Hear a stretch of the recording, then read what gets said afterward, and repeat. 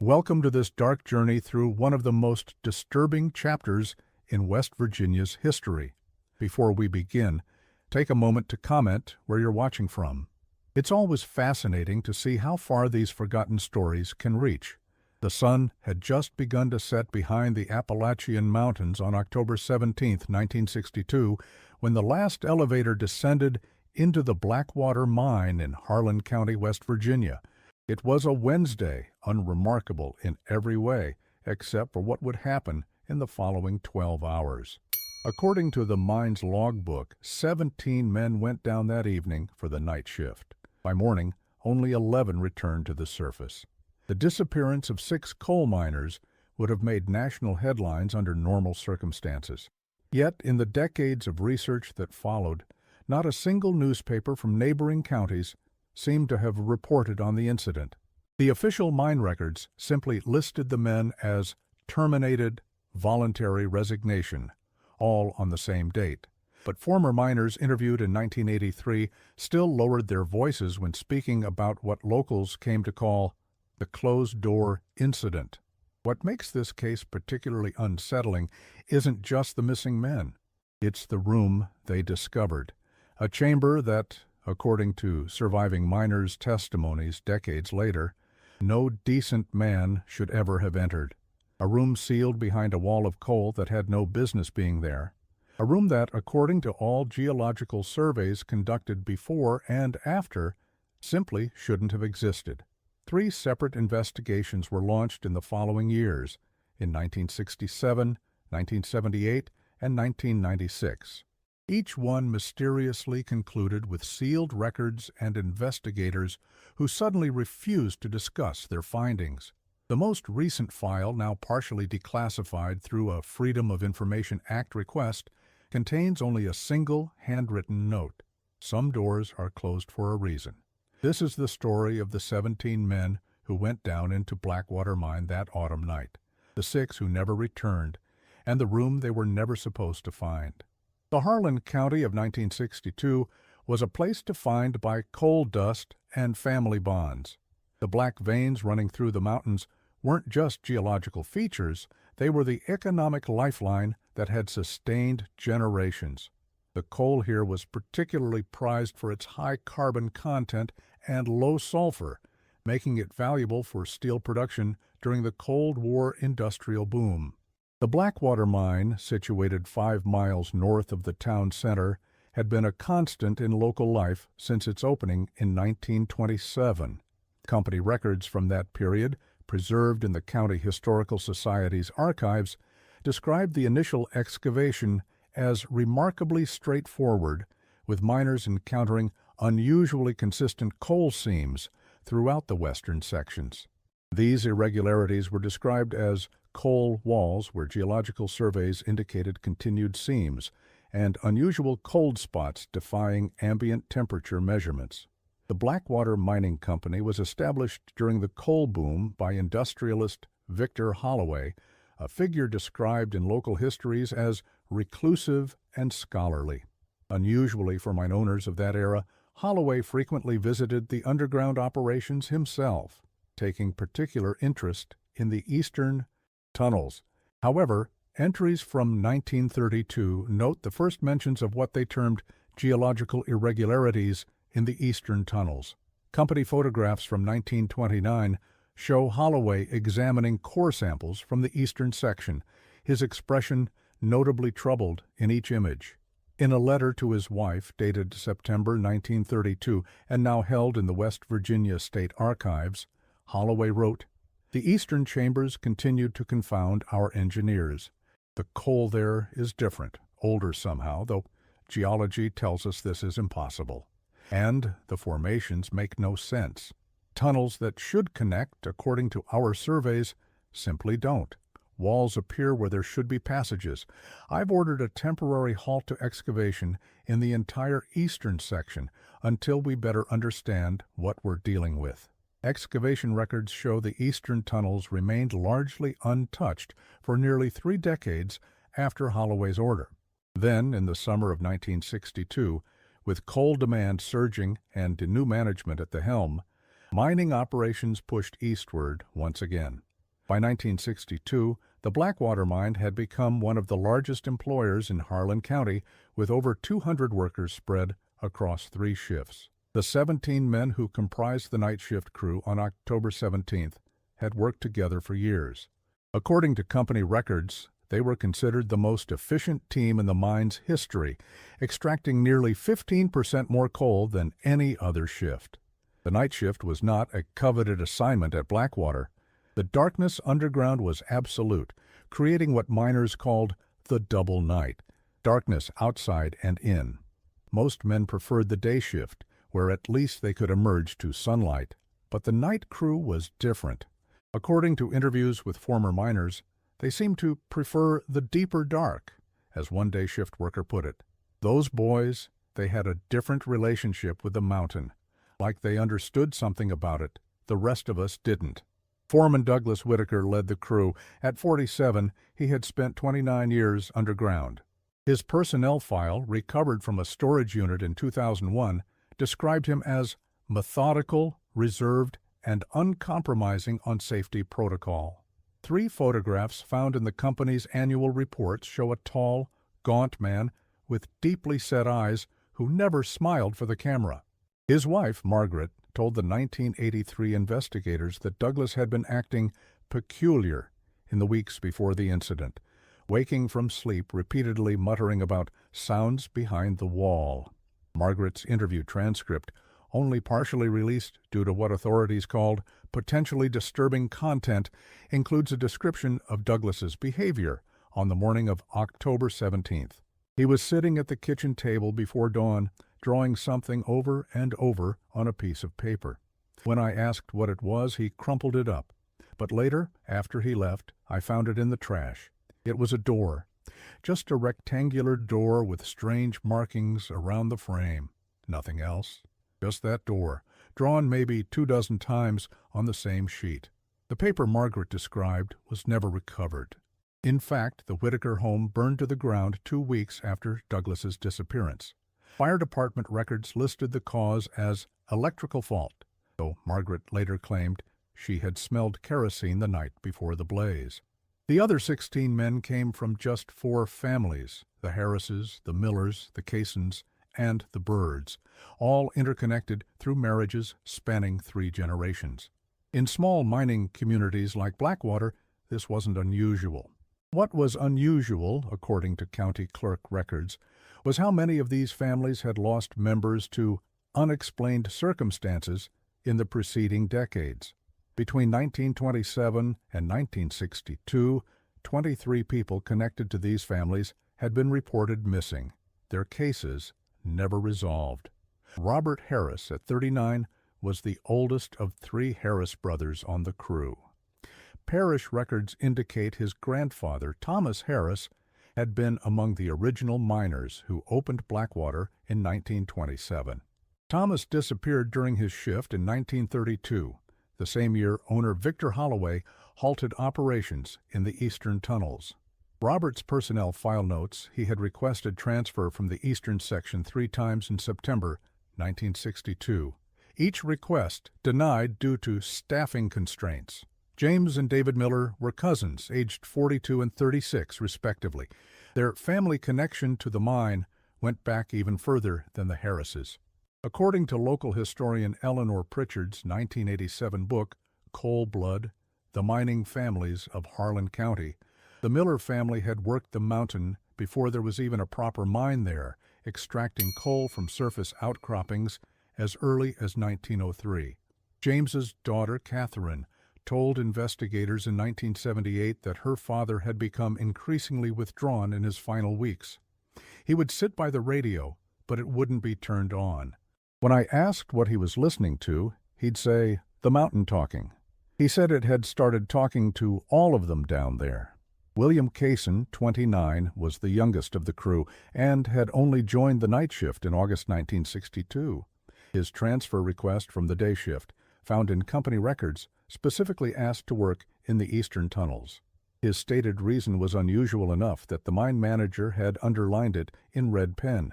Family obligation. My grandfather made a promise I need to keep. Records show William's grandfather, Silas Cason, had been a surveyor for the original mine excavation in 1927. Silas committed suicide in 1933, leaving behind what the local paper described as a rambling, indecipherable note about doors that should remain closed. Edward Bird, 51, was the oldest of the missing men and had been with the company the longest, 32 years by 1962. His position was officially listed as geological specialist, though former co-workers described him as more of a tunnel whisperer. According to their accounts, Bird had an uncanny ability to predict cave-ins before they happened and could feel where the richest coal seams would be found. His personnel file contains multiple commendations for preventing accidents, the most recent dated just 1 month before his disappearance. The file also contains a strange notation from 1957. Bird refuses to enter eastern section alone, reason unclear, accommodated due to exemplary service record. The 11 men who returned from that night were similarly interconnected, cousins, brothers-in-law, nephews of the missing. And according to multiple accounts, none of them ever spoke in detail about what happened. As local resident Frank Miller, no relation to the mining family, told the Charleston Gazette, in 1997, those men came back different, hollow somehow. They'd pass you on the street and look right through you, like they were seeing something else entirely. Within a year, most had moved away. Those who stayed never set foot in a church again. The day shift ended at 6 p.m. on October 17th. According to the handover log, they had been working on a new tunnel in the eastern section of the mine, approximately 1,800 feet below the surface. The log noted that they had encountered unusual formation, solid wall, where maps indicated continued seam. The day foreman had instructed the night shift to assess and report. No excavation without geological survey. Interviews with day shift workers conducted in 1967 revealed additional details not included in the official log. According to miner Henry Jenkins, the wall they encountered wasn't like normal coal face. It was too smooth, too perfect, and cold. Coal holds the Earth's heat, but this wall was cold enough to make your teeth ache if you stood near it too long. Another worker, George Sullivan, claimed they had heard something like whispering when they pressed their ears against the wall.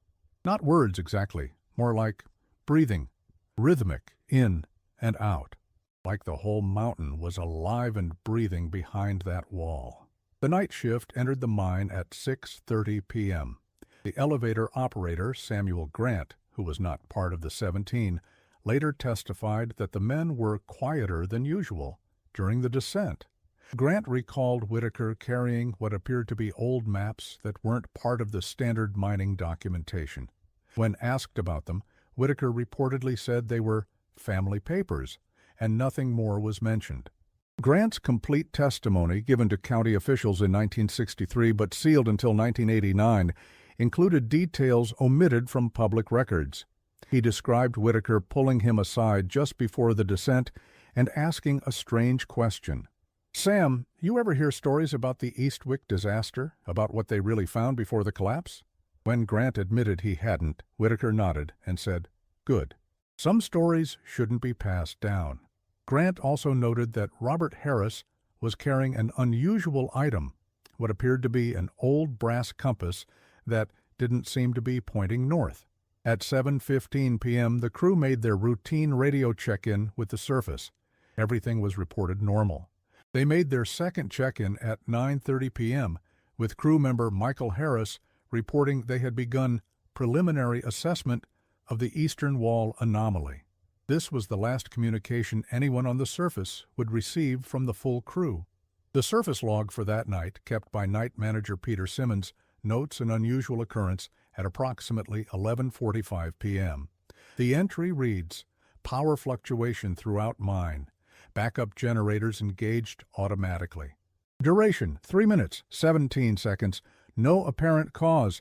Maintenance notified. Maintenance records show an electrician checked the systems but found no explanation for the outage. What isn't mentioned in the official log but was revealed in Simmons's personal journal, discovered after his death in 1990, was that during the power fluctuation, the mine's communication system briefly activated on its own. Simmons wrote, "Heard something over the comm when the lights were out. Not words, not in English anyway, like chanting almost. Rhythmic. Then a sound like metal grinding on metal. Then nothing. Tried to raise the night crew after power returned but got no response. Protocol says to send a rescue team if communication lost for 30-plus minutes, but Douglas has always been reliable, giving them until midnight to respond before escalating. At 12:17 a.m., according to the official log, communication was reestablished. The entry reads, "Contact with night crew restored." D. Whitaker reports equipment malfunction due to power surge. All personnel accounted for. Continuing operations in western tunnels due to unsatisfactory conditions in eastern section. No emergency response needed. Simmons's journal tells a different story. Finally got through at 12:17. Voice on the other end identified as Whitaker, but didn't sound like him.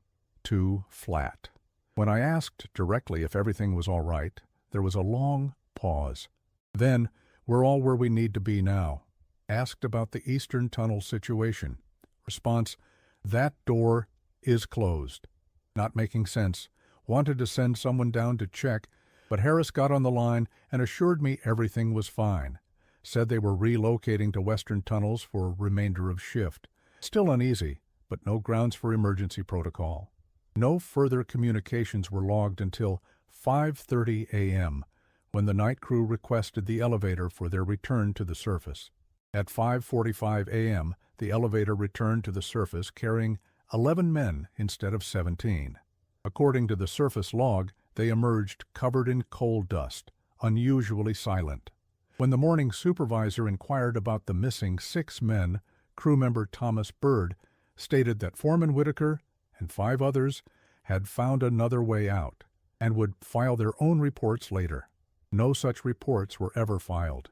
The morning supervisor, Harold Winters, noted in his personal records, shared with investigators in 1983, that the returning men seemed disoriented and unable to account for several hours of their shift. When pressed for details about their work after relocating to the western tunnels, they provided vague, contradictory accounts. Most troubling to Winters was their physical condition. "These men looked like they'd aged years overnight," he wrote, "eyes sunken, skin gray. 2 had nosebleeds they couldn't explain. All refused medical examination." According to shift rotation records, all 11 survivors requested immediate reassignment to surface duties. All 11 requests were approved without the usual review process. Within 6 weeks, 9 had resigned from the company entirely. The missing men were Douglas Whitaker, 47, Robert Harris, 39, James Miller, 42, David Miller, 36, William Cason, 29, and Edward Bird, 51. What's particularly disturbing is that within 2 weeks of their disappearance, their families had all relocated from Harlan County. Property records show their homes sold for significantly below market value, all to the same buyer, the Blackwater Mining Company. Margaret Whitaker, Douglas's wife, left so hastily that neighbors reported seeing personal belongings still on the clothesline. Catherine Miller, James's daughter, was removed from school without formal withdrawal. The principal's log simply notes, "Family emergency, indefinite absence." The Miller home was emptied overnight, according to neighbor Edith Parsons, who told investigators, "One day they were there, next morning gone, left the porch light on and the back door wide open. Their family Bible was still on the kitchen table, open to the book of Revelation. Who leaves their family Bible behind?" The company's purchase of all 6 properties raises particularly troubling questions. Internal memos obtained through litigation in 1998 show the board of directors approved the purchases as necessary containment expenses, without further elaboration.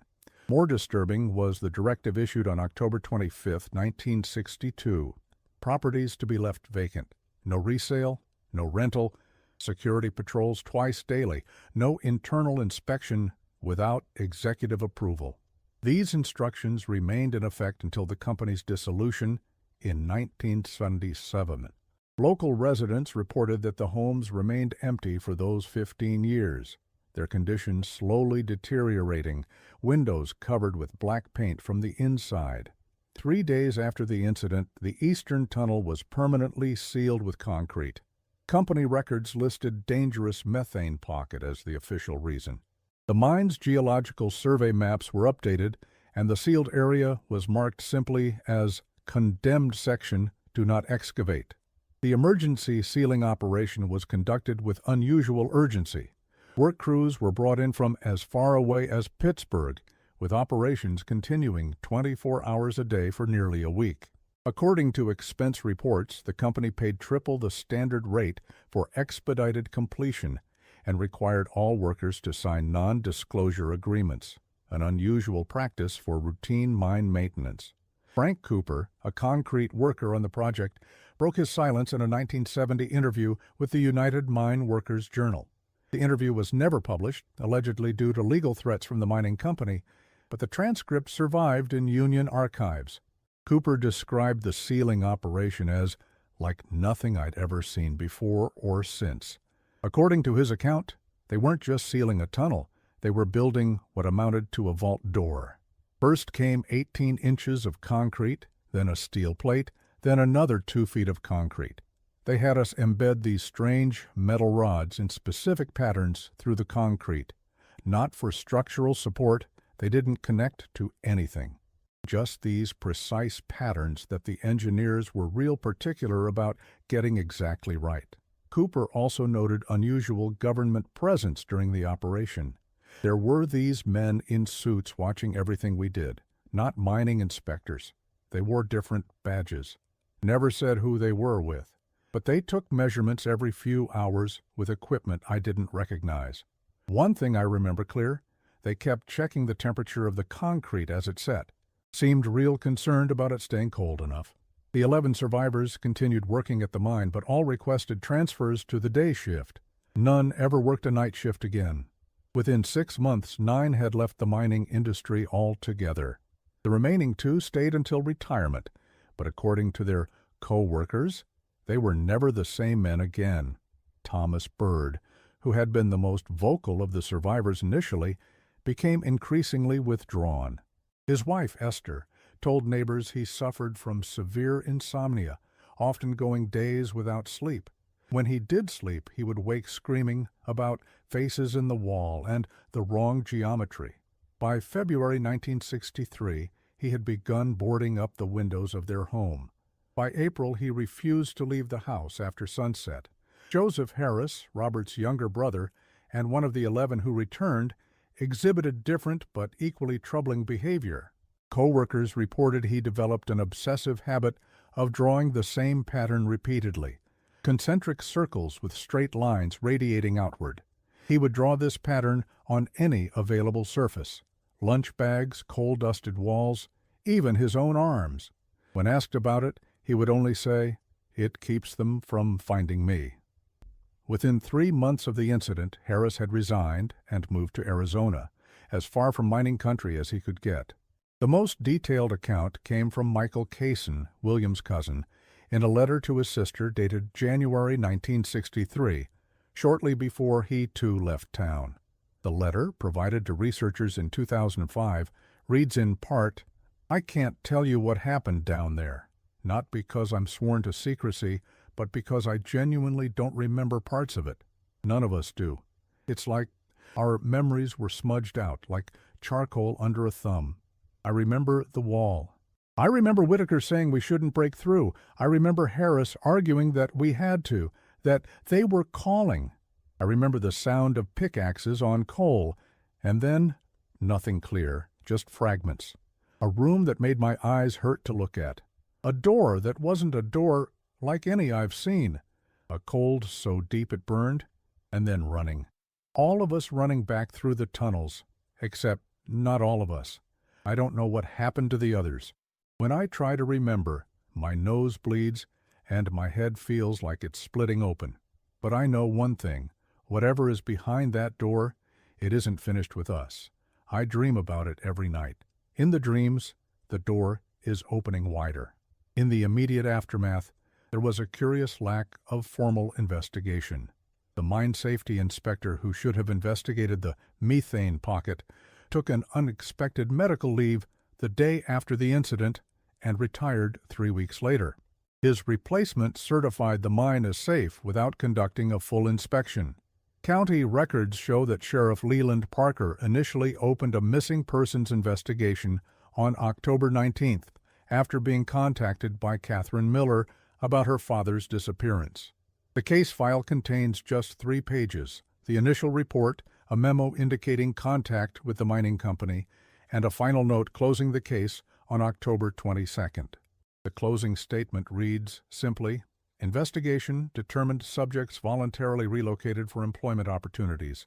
No foul play suspected." Parker's subsequent daily logs show no further mention of the case. However, Parker's wife Ruth told a different story years later. In a 1983 interview conducted by a graduate student researching Appalachian industrial history, she claimed her husband had returned from the mine on October 20th, white as a sheet. According to her account, Parker destroyed his notes from that day and refused to discuss what he'd seen. That night, he burned his uniform in the backyard. The following week, he purchased additional locks for all doors and windows of their home. By Christmas, he had resigned as sheriff and moved the family to Florida. Ruth reported that for years afterward, her husband would wake in the night, checking that the doors were locked, muttering about keeping them out. The questions remained buried for nearly 5 years, until the winter of 1967, when Richard Miller, the teenage son of missing miner James Miller, returned to Harlan County seeking answers about his father's disappearance. His arrival coincided with a series of unexplained power outages in the town. Local electrical company records indicate that the outages affected only homes connected to former miners from the night shift. Richard, 19 at the time, had been away at college when his family suddenly relocated to California in 1962. According to his journal, his mother refused to explain what happened or why they had left so suddenly, saying only that his father had to stay behind because of a work obligation. When Richard discovered his father was officially listed as whereabouts unknown rather than deceased, he became determined to uncover the truth. County records show Richard arrived in Blackwater on February 3, 1967. He took a room at the Pinewood Motel on the outskirts of town, registering under his mother's maiden name, Cooper. Motel owner Dolores White later told investigators that the young man seemed intense but polite and spent most days visiting locations around town with a notebook in hand. According to Miller's journal recovered from his motel room after he too disappeared, he had managed to speak with 3 of the survivors. All had initially refused to talk, but eventually provided cryptic, fragmented accounts that shared one common element, a room behind the coal wall that shouldn't have been there and wasn't built by any man. The journal entries detail Richard's gradual collection of information pieced together from reluctant witnesses and documents he managed to access. On February 7th, he wrote, "Finally spoke with Kayson's sister. She says Michael wakes up screaming most nights. Keeps talking about non-Euclidean angles and spaces between spaces. He was a high school dropout. Where did he even learn terms like that? She showed me his bedroom wall. He's covered it with drawings. The same pattern over and over, circles within circles with straight lines cutting through them. Reminds me of old astronomical charts, but wrong somehow." On February the 9th, met with Jenkins from the day shift. He was there when they found the wall. Says it wasn't like normal coal. Too smooth, too cold. Says they all felt uneasy around it, like being watched. When I asked if he thought there was a natural cave or void behind it, he got real quiet. Then he said, "There's nothing natural about what's behind that wall." Wouldn't say more. On February 11th, breakthrough. Thomas Bird agreed to meet me. We talked at his house, all windows covered with blankets, middle of the afternoon, but every light on. Man looks 20 years older than he should. Hands shake constantly. But he talked. Said they should never have broken through the wall. Said Whitaker warned them not to, but my father insisted. said Dad had been hearing things for weeks, voices calling from behind the wall. Bird said when they broke through, they found a room that wasn't right. Said the angles were wrong, that when you looked at corners, they didn't meet properly. I asked what that meant, and he started crying. Miller's final journal entry, dated February 12, 1967, reads, "Thomas finally told me about the door. He says it wasn't locked. That was the problem. It was never locked. They just knew better than to open it, until that night. I'm going to the mine tomorrow. I need to see it for myself." Richard Miller was never seen again. His rented car was found in the mine's parking lot, but security logs show no record of him entering the facility. The official report concluded that he had likely moved on to continue his search elsewhere. His mother, who hired a private investigator in 1968, maintained until her death that the mining company was hiding something terrible about what happened to her husband and son. The private investigator, retired police detective Samuel Hayes, was initially skeptical of conspiracy theories surrounding the mine. His preliminary report to Mrs. Miller, dated March 15, 1968, states, "All evidence points to Richard simply moving on. His motel bill was paid through February 15th, suggesting a planned departure. His disappearance has the hallmarks of a young man who either found what he was looking for or gave up the search." However, Hayes's tone changed dramatically in subsequent reports. By April, he was noting troubling inconsistencies in the official accounts. By May, he was documenting active obstruction from local officials. His final report to Mrs. Miller, dated July 7, 1968, reflects a man deeply disturbed by what he had uncovered. "I can no longer in good conscience continue this investigation, not because there is nothing to find, but because I fear what has already found me. My home has been entered twice, files have been examined, but nothing taken. Last night my dog refused to stop barking at something in the backyard. When I investigated, I found nothing but a cold spot on the ground so severe it had killed the grass in a perfect circle. I am returning your retainer with my sincere apologies and strongest advice. Accept that both your husband and son are gone.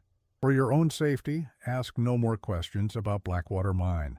The private investigator's files, partially recovered in a 2010 estate sale, contain interviews with residents living near the mine. Multiple accounts describe hearing machinery working through the night at the sealed eastern tunnel in the weeks following Miller's disappearance. No official mine activity was recorded during this period. Particularly notable was Hayes's interview with Eliza Thornton, an elderly resident whose property bordered the mine's eastern perimeter. Thornton, who had lived in the area since before the mine opened, told Hayes, "Things have been wrong with that eastern tunnel since they first dug it in '29. My daddy used to say that part of the mountain didn't want to be disturbed. The miners knew it too. They'd cross themselves before entering that section, even the ones who weren't religious. After whatever happened in '62, it got worse. I don't go outside after dark anymore. Something walks the woods between my house and that sealed tunnel. Not a person, not an animal either. Just something. You can feel it watching, and the air gets cold enough to see your breath, even in August." Hayes also documented unusual government interest in the area. His notes indicate that in March 1968, unmarked vehicles with government plates were observed at the mine entrance on 3 separate occasions. When he attempted to determine which agency was involved, he encountered what he termed bureaucratic black holes, departments that denied knowledge while referring him elsewhere in endless loops. Most disturbing was Hayes's final interview, conducted with former mine security guard Philip Reed on June 28, 1968. Reed claimed to have been on duty the night Richard Miller disappeared. According to Hayes's notes, Reed initially stated that no one had entered the mine that night. But when pressed, he admitted, "The boy came around midnight, had a story about geology research for college. I wasn't supposed to let anyone in, but he had what looked like proper authorization papers. I called up to the office for confirmation and was told to let him through. That's the last I saw of him. But around 3 a.m., There was a call from inside the mine. Voice I didn't recognize asked for the elevator to be sent down. When it came back up, it was empty. At least it looked empty, but something rode up in it. I could see the elevator cable straining, like it was carrying weight. And there were wet footprints leading from the elevator across the floor, but they weren't human footprints. They were, I don't know what they were. Too long, too many toes. By morning, they had dried up completely. Left a kind of black residue that the cleaning crew had to scrub for hours to remove. Hayes noted that Reed was visibly terrified during the interview, frequently checking windows and doors. 3 days after their conversation, Reed was admitted to the state psychiatric hospital, where records indicate he was treated for acute delusional disorder. He remained institutionalized until his death in 1974. The case might have remained buried forever if not for the mine's closure in 1977 and the subsequent recovery of documents during the property's sale. Among these was a leather-bound notebook belonging to Foreman Whitaker, hidden in a wall cavity in his office. The notebook contained detailed maps of areas that didn't appear on any official survey, including a chamber marked simply as the waiting room. The notebook, now held in a private collection after changing hands multiple times, provides the most direct insight into Whitaker's state of mind before the incident. The entries span from August to October 1962, growing increasingly disturbed in tone. An entry from August 23rd reads, "Eastern Tunnel proceeding according to schedule. New equipment making good progress, but the cold spot is still there, moving ahead of our excavation somehow. All was the same distance from the face, all was 15 feet beyond where we're working, like it's retreating before us, or luring us forward." September 7th. Harris claims he's hearing his cousin's voice behind the wall. I reminded him his cousin Thomas has been dead since '43. He just looked at me and said, "I know." The other men are getting uneasy. Even Bird, who's never been the superstitious type, asked about redirecting the tunnel, but management is insistent. We follow the seam eastward. September 19th. Found Miller making rubbings of the stone in the eastern tunnel today. He's been pressing paper against the rock face and rubbing it with charcoal. Says there are patterns emerging. Writing of some kind. I looked at his rubbings and saw nothing but random marks, but he seemed so certain. When I asked what the writing said, he just smiled and said, "They're waking up. They know we're coming." October 3rd. The dreams have started again. Same as when I was a boy after my father took me into Eastwick Mine. The room with the wrong angles, the door that's cold to touch, the sense of something vast waiting on the other side. But there's something new in the dreams now. The door's opening, just a crack, and there are eyes in the darkness beyond. So many eyes. In his final entry, dated October 16, 1962, the day before the incident, Whitaker wrote, "The sounds are getting louder. The wall is getting thinner. The men hear it now, too. Miller says it sounds like voices, but not human voices. Harris thinks it's machinery. I know better. I've heard these sounds before, as a boy when my father took me to the old Eastwick Mine before they flooded it. Some things should stay buried in the earth. Tomorrow, I'll tell the company we need to redirect the tunnel. Some walls aren't meant to be broken through." But they did break through, and whatever they found behind that wall changed everything for those 17 men and eventually for the entire community of Blackwater. Whitaker's notebook contained something else, a folded sheet of yellowed paper tucked between the final pages. On it was a crude map showing both Blackwater Mine and the abandoned Eastwick Mine, located nearly 20 miles away. The two mine systems were connected by a dotted line with a note reading, "They're the same room, different entrances, same space." Given the distance between the mines and the solid bedrock separating them, such a connection was geologically impossible. Even more puzzling was Whitaker's apparent connection to Eastwick Mine. According to historical records, that mine had been permanently sealed following a collapse in 1907 that killed 43 miners. Whitaker, born in 1915, couldn't possibly have entered it with his father, as his writings claimed. Yet his knowledge of the mine's interior, verified against sealed survey maps from 1906, was inexplicably accurate. The 1978 investigation, prompted by the discovery of Whitaker's notebook, was led by State Inspector Clayton Burgess. His team obtained permission to unseal the eastern tunnel, but according to their initial report, they found only collapsed tunnels and evidence of a minor cave-in. No room, no door, nothing unusual. However, audio recordings from their helmet cameras, which became available through a records request in 2005, tell a different story. In one recording dated March 19, 1978, an investigator can be heard saying, "This doesn't match the tunnel maps at all. This is much older construction. Look at these support beams. This isn't mining company work." Another voice responds, "Jesus Christ, that's a door. That's a goddamn door. Was this on the blueprint?" The recording continues for another 17 seconds, capturing the sound of boots on stone and labored breathing. Then a third voice, identified as Burgess, says, "Temperatures dropped at least 20 degrees. That's not normal." There's the sound of equipment being adjusted. Then, "Are you getting readings on the air quality meter? Mine's dead." Another investigator confirms, "All equipment non-functional. Watches stop too." The final exchange before the recording cuts off is between Burgess and the first investigator. "Sir, I really think we should back out. Get better equipment." Burgess, "No, we need to document this." Johnson, "Get the manual camera. Film shouldn't be affected." Investigator, "Sir, the door. I think it's—" Sound of metal groaning. Burgess, "Nobody touch it. Nobody." Recording ends. The investigation's final report, filed 3 days later, makes no mention of finding a door or any unusual construction. Instead, it concludes that the 1962 incident was likely the result of poor ventilation, causing hallucinations among the crew, and that the missing men had probably become disoriented and exited through an unmapped shaft that has since collapsed.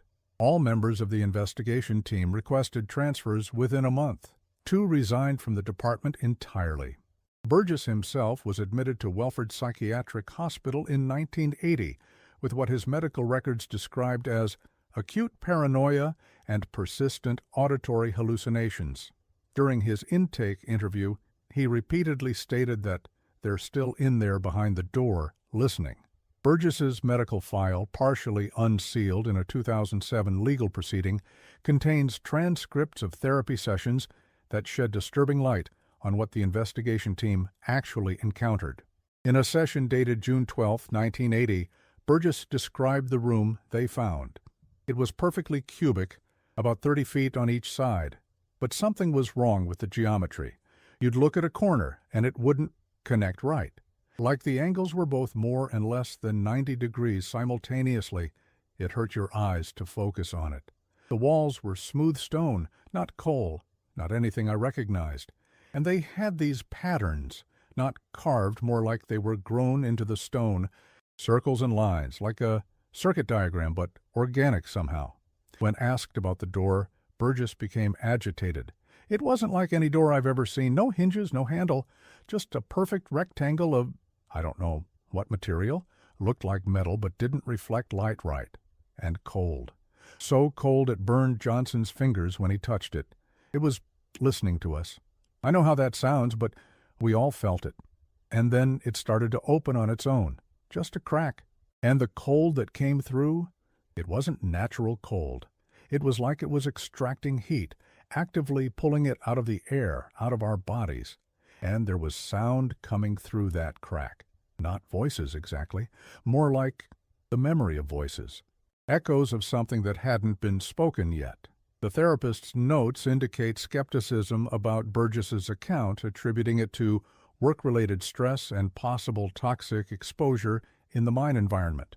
However, the file contains an unusual addendum from the hospital's director, stating that Burgess was to be segregated from other patients, and that discussion of his mining experiences is contraindicated and should be redirected. Perhaps most telling is what happened in the weeks following the investigation. According to county records, the eastern tunnel was not simply resealed, It was filled entirely with concrete, a procedure costing over $1.2 million, equivalent to approximately $5.4 million today. The work was supervised not by mining officials, but by representatives from the Department of Energy, though no official record explains their involvement. Local residents reported increased security around the abandoned mine throughout the 1980s, despite its official closure. Satellite imagery from 1986 shows regular vehicle activity at the site, though no official operations were sanctioned. Electric company records indicate the facility was still drawing significant power. During this period, unusual phenomena were reported in the area surrounding the mine. Local weather stations documented unexplained cold spots where ground temperatures were consistently 15-20 degrees below ambient, regardless of season. Wildlife patterns changed, with hunters reporting that animals avoided a roughly circular area around the eastern perimeter. Most disturbing were the accounts of fugue states, experienced by hikers who ventured too close to the property line. Periods of missing time ranging from minutes to hours, followed by disorientation, and in several cases, nosebleeds and temporary hearing loss. The local paper, the Harlan County Register, ran a small story in 1984 about 3 teenagers who trespassed on the mine property on a dare. 2 returned, found wandering on the highway at 3 a.m., nearly 5 miles from the mine. According to the paper, the boys had no memory of what happened to their friend. The missing teenager, Brian Porter, was never found. The paper noted that bloodhounds tracked his scent to the sealed entrance of the eastern tunnel, where they refused to continue, cowering and whimpering. The story appeared only once and was never followed up. In 1992, the property was purchased by Eastern Resource Development, a subsidiary of a multinational mining conglomerate. Their application for reopening the mine was fast-tracked through regulatory approval, despite environmental protests.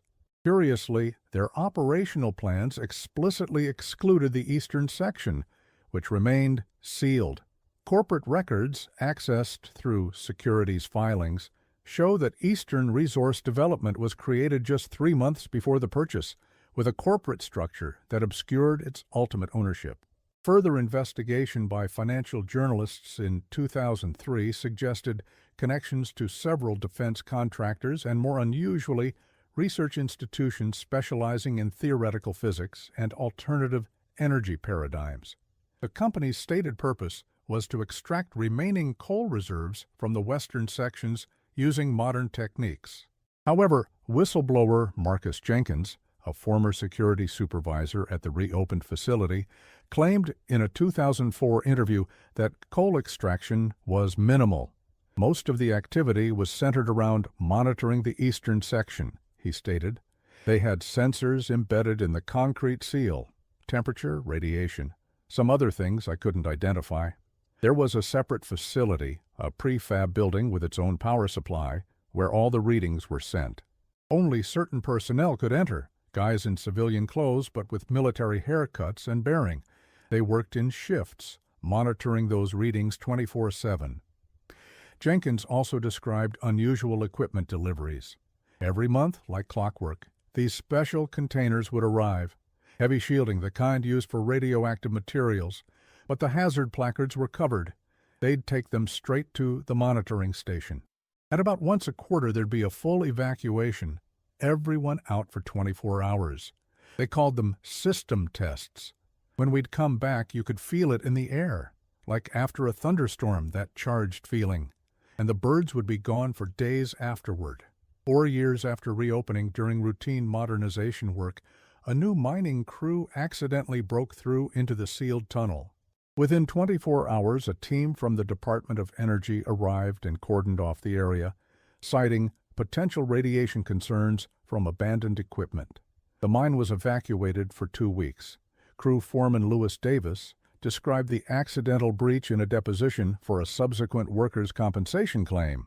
We were extending a ventilation shaft when the drill bit suddenly dropped about 3 feet. Air started rushing into the opening. Cold air, much colder than it should have been at that depth. When we widened the hole enough to shine a light through, we could see we'd broken into some kind of existing space. Not a natural cave. It had worked stone walls. And there was something moving in there. Just shadows at first, but then, I know how this sounds, but it looked like a person walking upside down on the ceiling. When the light hit it, it stopped and seemed to look back at us. That's when Williams started screaming. The deposition continues with Davis describing how crew member Eric Williams began bleeding from his eyes and ears after looking through the opening. He kept saying, "They're solving the equation, they're solving the final equation," over and over.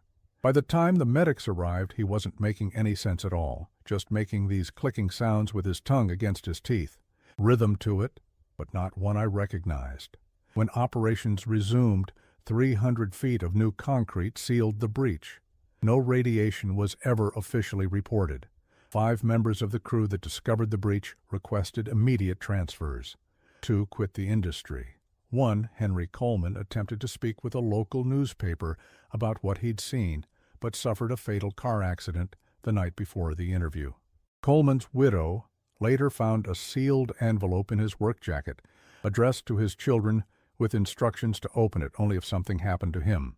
The letter, now held by his daughter, is just 3 sentences long. There is a room in Blackwater Mine that was never built by human hands. There is a door that should never be opened. If you hear sounds behind a wall, walk the other way. The accident investigation was unusually brief. OSHA records show inspectors spent less than 6 hours on site before declaring the incident an unavoidable workplace occurrence with no negligence indicated.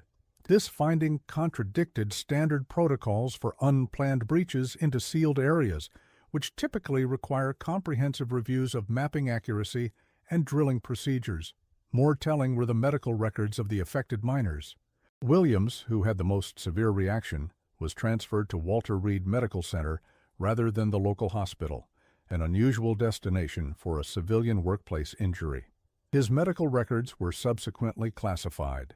The other miners were required to sign non-disclosure agreements as a condition of receiving treatment and compensation. The agreements, leaked by an anonymous healthcare worker in 2001, prohibited discussion of anomalous phenomena, non-standard spatial configurations, or any auditory, visual, or tactile experiences not consistent with normal mining operations. In 1996, following a series of unusually specific Freedom of Information Act requests filed by investigative journalist Catherine Webb, a third official investigation was launched. Webb had assembled fragments of evidence from multiple sources, including former miners, family members of the missing men, and declassified government communications referencing the Blackwater incident. Webb's research notes, published partially in an obscure academic journal after mainstream publications declined to print them, contained transcripts of interviews with surviving family members. Particularly notable was her conversation with Eliza Bird, daughter of the missing Edward Bird, who shared a letter she had received from her father just days before the incident. The letter, verified as authentic by handwriting experts, contained a passage that read, "We've been following the wrong seam. Whitaker knows it, but the company wants that coal. There's something in the eastern tunnel that doesn't feel right. The air gets colder as we get closer to that wall, even though it should be warmer that deep. Miller says he hears things behind it at night when the machines stop. I told him it's just settling rock, but I've heard it too. Not settling, not water, something else." Webb's investigation also uncovered a connection that previous researchers had missed. Records from the Eastwick mine disaster of 1907 listed a rescue team member named Whitaker, Daniel Whitaker, who would likely have been Douglas Whitaker's father. According to the official report, Daniel Whitaker was part of the initial rescue effort following the collapse but was not among the casualties. However, hospital records from 1907 show he was admitted 3 days after the disaster with symptoms described as extreme nervous agitation, non-responsive periods, and hypersensitivity to sound. The attending physician noted, "Patient repeatedly claims to have seen beyond, claims they are coming through, and that the angles are all wrong, recommend continued sedation, and possible transfer to state psychiatric facility. No transfer occurred. Daniel Whitaker was released into family care after 2 weeks and disappeared from public records until a death certificate was filed in 1933, the same year his son Douglas began working at Blackwater Mine. The cause of death was listed as self-termination by exsanguination. The death occurred on October 17th, the same date that would later mark the Blackwater incident. Webb also discovered that the Eastwick disaster itself had unusual characteristics that paralleled the Blackwater incident. The official report attributed the collapse to structural failure following unexpected cavity discovery. The miners had apparently broken through into a pre-existing space that compromised the tunnel integrity. Before communications were lost, the last message from the trapped men mentioned unusual cold and sounds coming from the new chamber. Most notably, while 43 miners were declared dead, only 37 bodies were recovered. The 6 missing men were eventually listed as unrecoverable due to unstable conditions. The 1996 investigation team, equipped with modern ground-penetrating radar and drilling equipment, spent 17 days at the site. Their official report, heavily redacted before public release, concluded that the eastern tunnel contained no anomalous features and that all construction was consistent with standard mining practices of the era. However, 3 technical appendices were completely removed from the report before publication. A court order to release these documents was appealed by the Department of Energy, citing national security concerns, an unusual justification for documents relating to an abandoned coal mine. One investigator from the 1996 team, speaking on condition of anonymity to Webb in 2002, claimed they had indeed found a room beyond the sealed tunnel. It wasn't built by the mining company, the source stated. The construction was different, older but somehow more precise, and the door was metal, but not like any alloy I've seen. The tests were inconclusive. It had no handle, no hinges, nothing, just a perfect seam around the edges. And it was cold. So cold it hurt to touch it. We were ordered to reseal everything and never discuss what we found. The source also described unusual readings from their equipment. The radar showed impossible geometries, spaces that were larger inside than they should have been based on the surrounding rock. And there were temperature inversions that defied physics, colder points at the center of what should have been heat sources. But the strangest readings were temporal. We had these high-precision atomic clocks as part of our survey equipment. In that room, they desynchronized, not by a little, by hours. And they didn't just run slow or fast, they jumped. 1 minute, it's 14:22, the next, it's 17:45. No transition, just jumps. When asked about what might explain such phenomena, the source became hesitant. The official line was equipment malfunction due to mineral interference. That's what we were told to write in our reports. But in our debriefing, the classified one, other explanations were floated. Quantum irregularities, non-standard space-time geometries. One phrase kept coming up, localized reality distortion. Like that part of the mine wasn't fully in the same physical universe as the rest. I know how that sounds. If I hadn't seen the readings myself, hadn't felt that cold, I wouldn't believe it either. Webb's investigation ended abruptly when her research office burned down in 1997. The fire, ruled accidental, destroyed most of her documentation. Webb herself relocated to Europe shortly after and declined all further interviews on the subject until her death in 2011. In her personal effects was a sealed envelope containing a single photograph showing what appears to be a smooth, dark surface with a perfect rectangular outline. A door. The back of the photograph bears only a date, October 17, 1962. Webb's final notes, recovered from a backup stored with a colleague, contain a disturbing theory about the Blackwater incident. She had begun to connect it to other cases around the world. Mines, deep cave systems, and archaeological excavations where similar phenomena had been reported. Her working hypothesis was that certain points in the Earth's crust served as what she termed membrane boundaries, places where our familiar physical reality grew thin. What lay beyond these boundaries she couldn't say with certainty, but her notes referenced concepts from theoretical physics, pocket universes, dimensional interfaces, and, most frequently, non-Euclidean spaces incompatible with human perception. Her final written statement seems almost a warning. What the miners found wasn't a natural formation or human construction. It was a point of contact, a doorway, and doors work in both directions.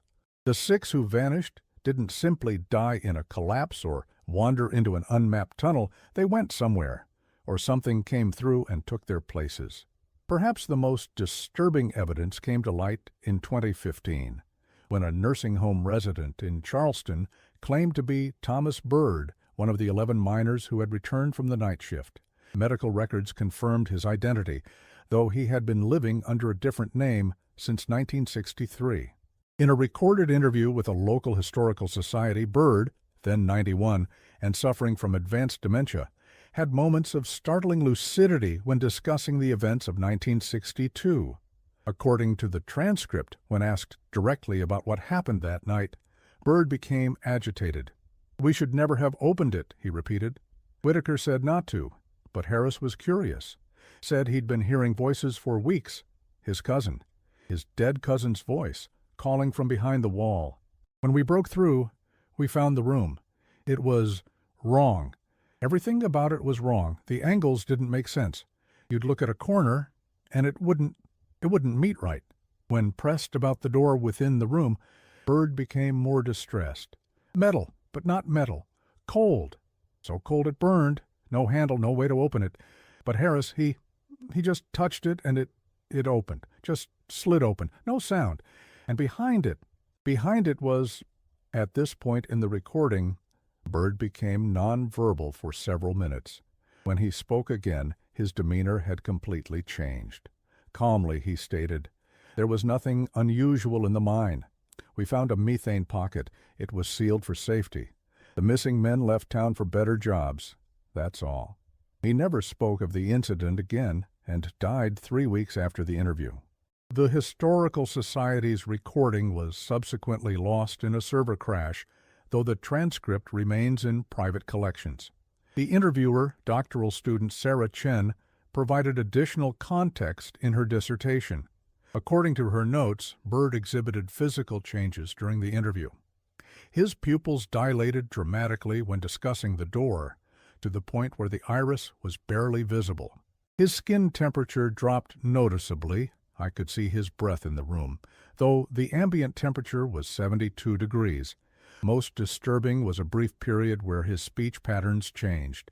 For approximately 40 seconds, he spoke with abnormal cadence and syntax, using terms incongruous with his education level. He referred to manifold topologies and sensory recalibration procedures. When I asked about these terms later, he had no recollection of using them and seemed confused by the question.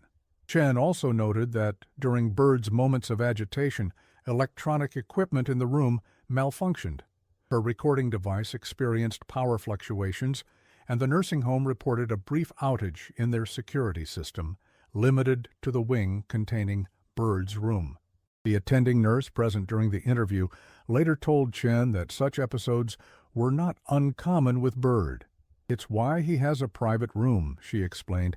"When he has what we call his episodes, other patients report nightmares. Equipment fails. Once the monitoring system recorded his heart stopping for 3 minutes, but when we rushed in, he was sitting up in bed, completely fine, reciting something that sounded like mathematical equations." The town of Blackwater itself has diminished over the decades. Once home to over 3,000 residents, the 2020 census recorded just 412 people.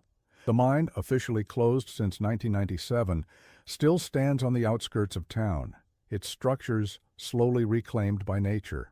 Local ordinances prohibit trespassing on the property, with unusually severe penalties compared to similar abandoned industrial sites. Longtime residents speak of the Blackwater curse, the economic and social decline that followed the 1962 incident.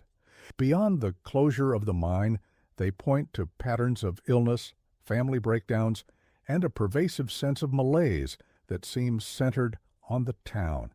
Medical records show elevated rates of certain conditions: insomnia, auditory processing disorders, and a rare form of temporal lobe epilepsy that causes distortions in time perception. More telling is the pattern of abandonment. Housing records indicate that properties closest to the mine were the first to be vacated, creating concentric circles of desertion spreading outward over decades. Current residents primarily occupy the outermost ring, furthest from the sealed eastern tunnel. Real estate values follow the same pattern, with properties nearest the mine essentially worthless despite structural soundness.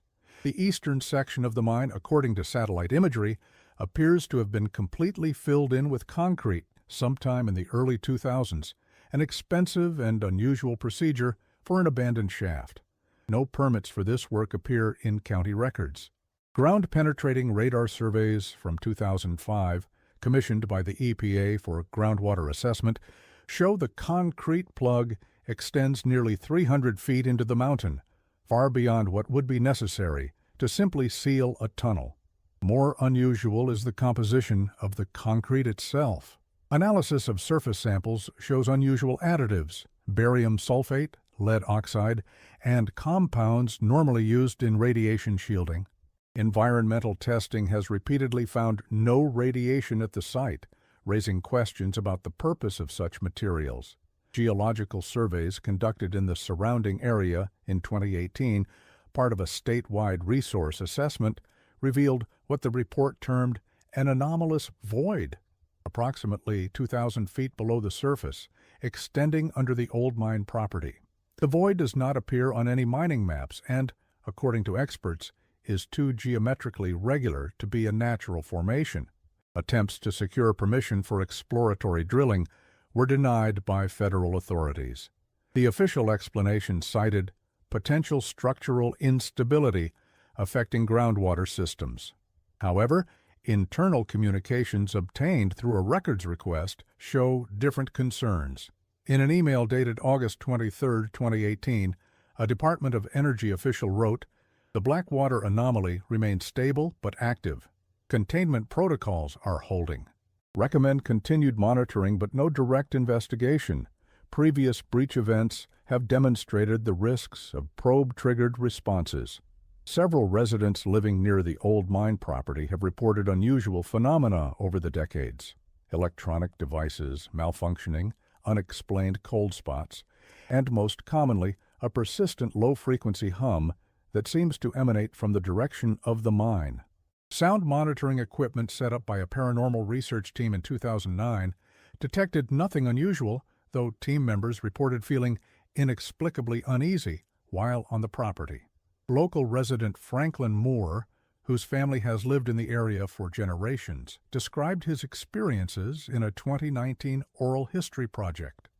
"The hum comes and goes.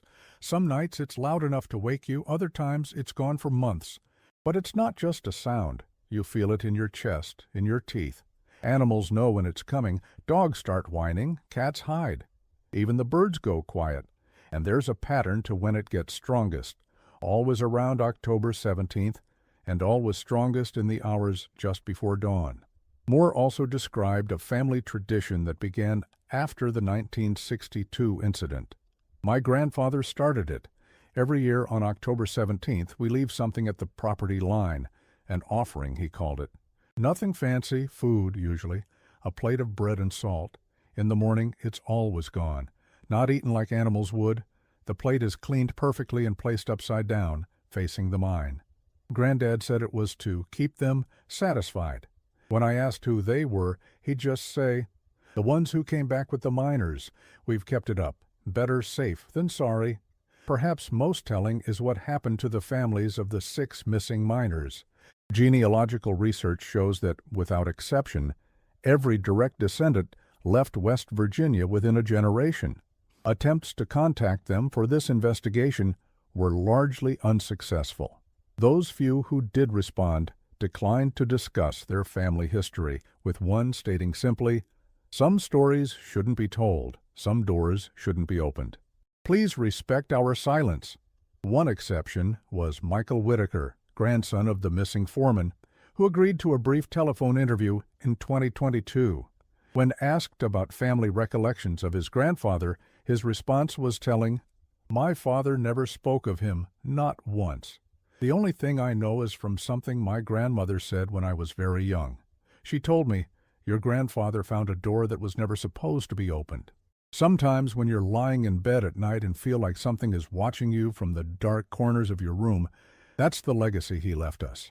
I thought it was just something to scare a child out of being afraid of the dark, make the unknown fear seem more concrete. But as I got older, I started wondering if she meant it literally." When asked if he had ever visited Blackwater or the mine site, Michael became audibly distressed. "I had a dream about it once, just once. I saw a room with walls that hurt to look at and a door made of something that wasn't metal or stone. In the dream, I knew that if I touched the door it would open, and I knew I wanted it to open, even though something terrible waited on the other side.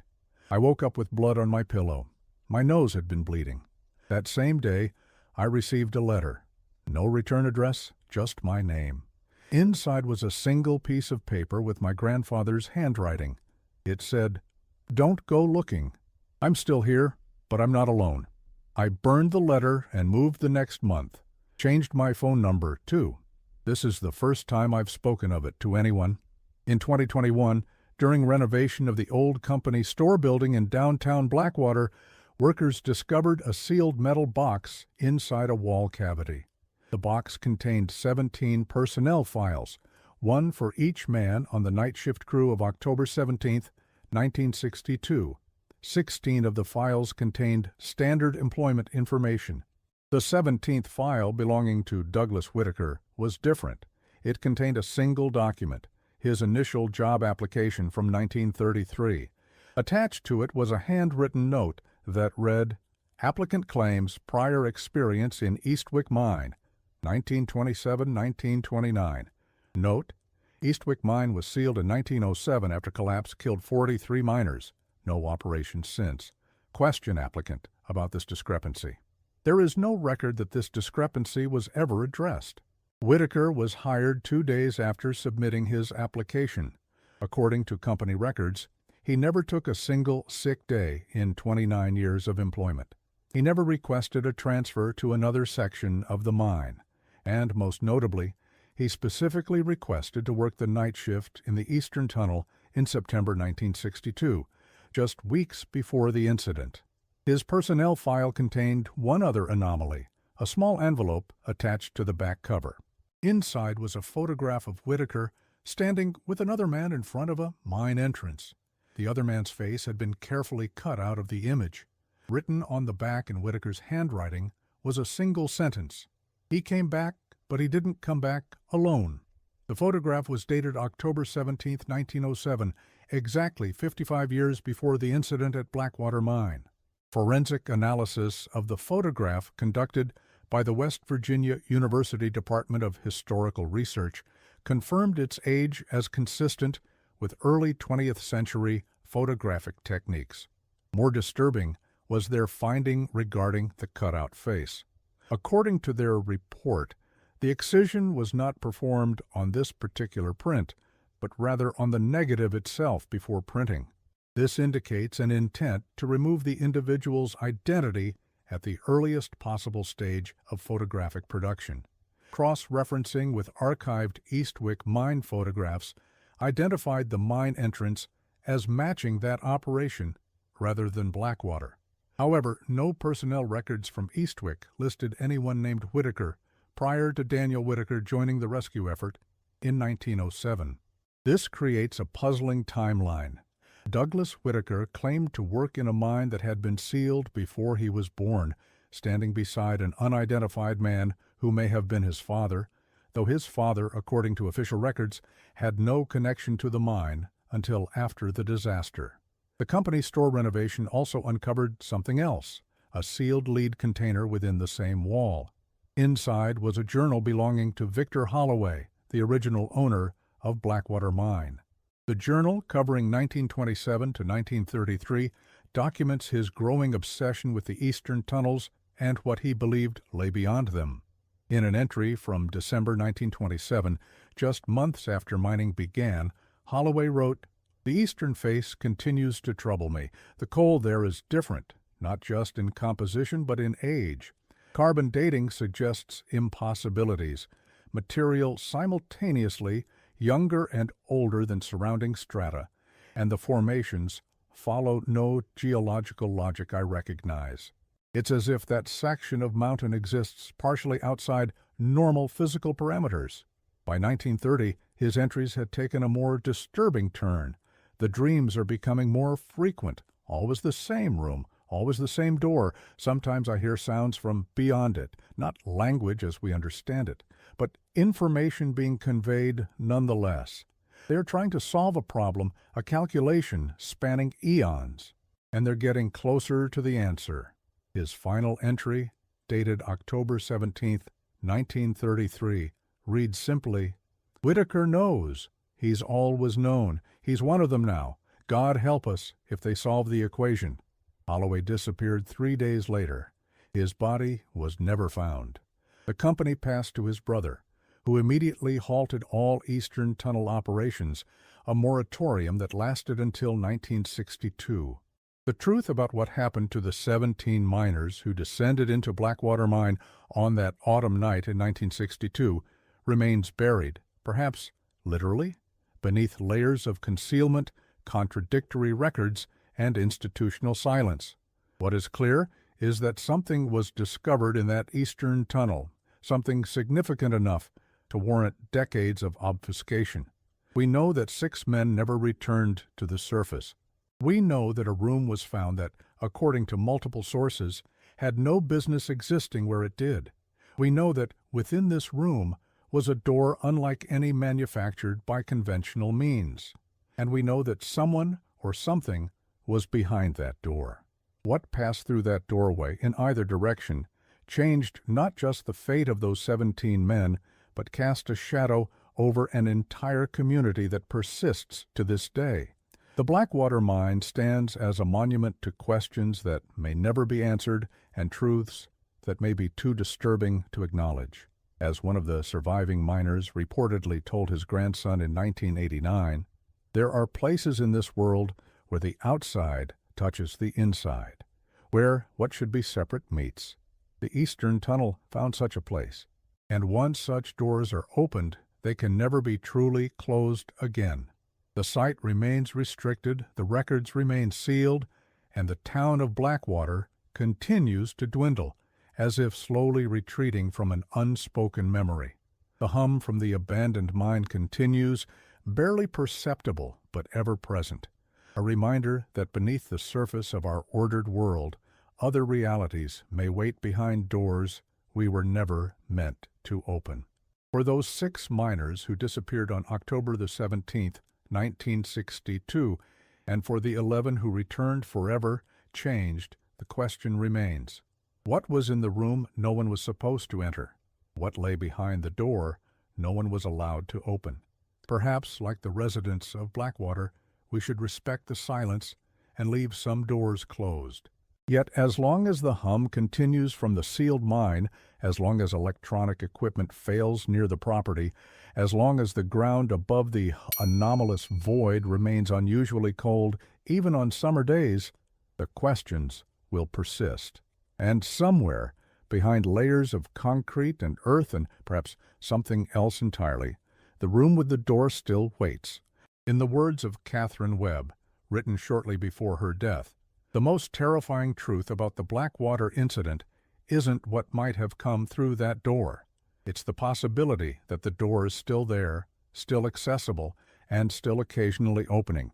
The Department of Energy maintains sensors in the area to this day. Their purpose is not disclosed in public records.